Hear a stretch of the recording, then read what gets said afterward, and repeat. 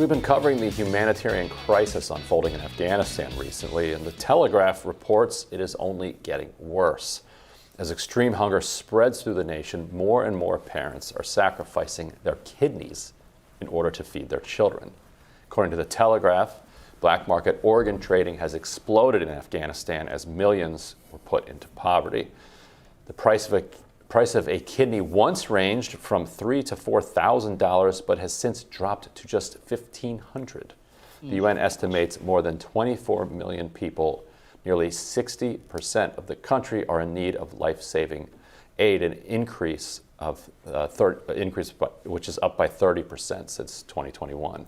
And then war-torn Yemen was worsening before Putin's invasion of Ukraine and relies largely on imports to feed its people. Yemen buys at least 35% of its wheat from Ukraine and Russia, pushing the country further into starvation. The UN has scaled back its assistance to Yemen, despite 80% of the people in need of assistance.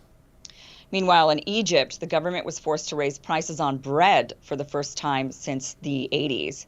90% of their wheat is exported from Ukraine and Russia. So, yeah, this is all these wars that cause massive, massive humanitarian crises. I know that the wheat issue is I know that's a big issue for a lot of people. There's a lot of expectation that the price of that will go up. Same with fertilizer. I think we get a lot of fertilizer from Russia and Ukraine as well. So that's going to go up. The Yemen thing, and Afghanistan, though, this is entirely preventable at this point. Right. That is what's really tragic about that. Right. This flows from the central bank basically being frozen by the United States. And when you imagine if you froze up the New York Federal Reserve, imagine you froze up the Federal Reserve Bank in New York, and the U.S. Federal Reserve. So all of a sudden, banks aren't able to clear transactions. Your paycheck isn't clearing. What you used to be able to get for $1, it's now costing $3. Because we're an empire, we don't do much with exchanging currencies, so we don't really understand the relationship between currencies as much. But the Afghani, which is the currency there, has just completely collapsed as a result of this. And so even the disgusting statistic, horrifying statistic that kidney prices are plummeting, it's actually much worse than that, because you're going to get even fewer Afghanis out of that $1,500 that you're getting for a kidney. So you'll sell your kidney and you will be starving, fairly quickly after that. And people, like we've talked about earlier, people are burning furniture in order to heat their homes, burning furniture to cook with, or selling their furniture in order to then buy food, which is obviously such a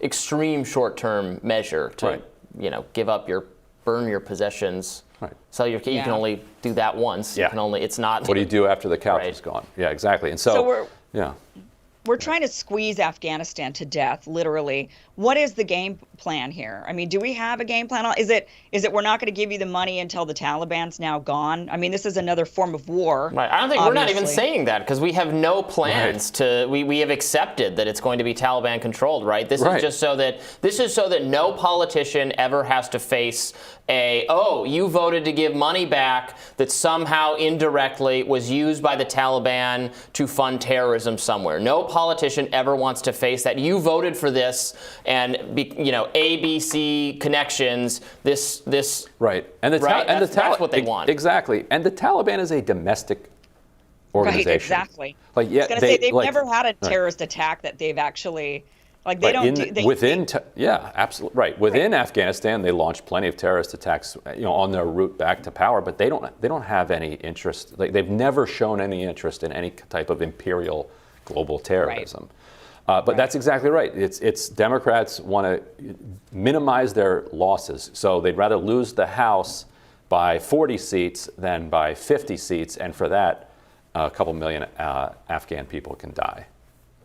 Yeah. It's more craven than that, because I don't think there would be some kind of immediate blowback. It's just in the event of especially right now, nobody's paying attention. Right, much later. Yeah. And meanwhile, we're driving Yemen. The Yemen crisis is just horrifying to think about the fact that so much of their bread was coming from Ukraine and Russia, and they're already on the brink. So many of them are starving.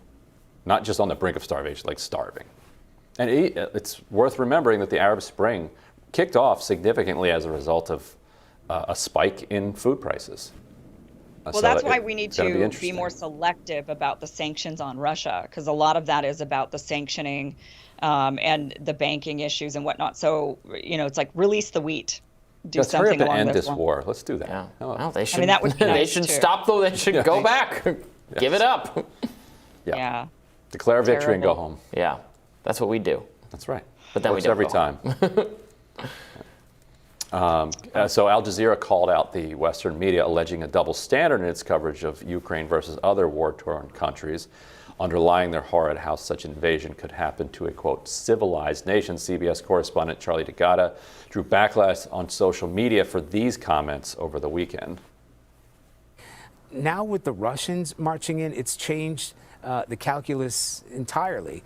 Tens of thousands of people have tried to flee the city. There will be many more. People are hiding out in bomb shelters. But this isn't a place, with all due respect, like Iraq or Afghanistan, that has seen conflict raging for decades. This is a relatively civilized, relatively European, I have to choose those words carefully too, city where you wouldn't expect that or hope that it's going to happen.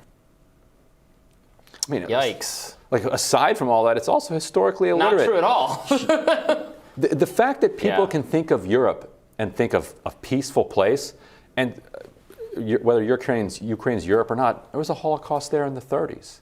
And there was absolute massive bloodshed throughout the 40s and World War II. There was massive bloodshed in Europe all throughout through the 20th entire- century. It's the bloodiest, Yeah, before the 20th deadliest century. place. But yes, they spent 500 Through the early years. modern period, through the medieval period. This 70-year period where they haven't been slaughtering each other is the exception. Is the exception. The rule is that Europeans are the most violent, Yeah. deadly, Right. There was the killers on the early planet. 1700s where there was some But peace. I mean, this When guy they does. did I mean, he does. for like a he year, has couple point. years. Yes. I mean, there is a point to this, and actually Middle Eastern countries have been pointing to this as well, that there does seem to be, there's a lot of, oh no, what's going on in Ukraine, and it's really horrible, and it is bad, but when you're comparing wars at this point, I mean, it's really early on in the Ukraine-Russian war, Right. so there's, and every war is bad, but the conditions of the people in war in the Middle East have been atrociously bad. I mean, look at what's going on in Yemen. We are not seeing images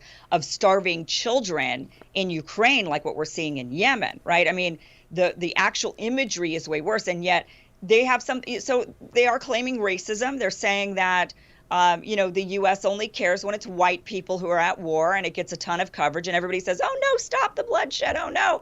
But when it's brown people or black people, nobody cares, and I think there's probably something to that. I mean, we don't 100%. seem to have all this coverage of what's going on, even now in Afghanistan. We're not talking about as much, we're not seeing the images. And that is what's going on there is way worse. I'm sure they would rather be given guns and have the ability to fight back against their aggressor than be slowly squeezed to death the way that they're being squeezed right now. No, there's no question that. But it's such a on the fiction to surface. pretend that Europe is the civilized, peaceful. No, but It's now, not. I mean, they've been able to build. I mean, there's buildings. There's Right, it's because in our lifetime. In our lifetimes, they have been, Right. but in the Middle Ages, the Islamic world, the Middle East was more advanced. Than, 1,000%. Right. They Europe. looked at Europe accurately as a bunch of like violent barbarians. Yeah, we were. right. My ancestors were. lived. Yeah. Own it. Anyway, we'll have more Rising right after this.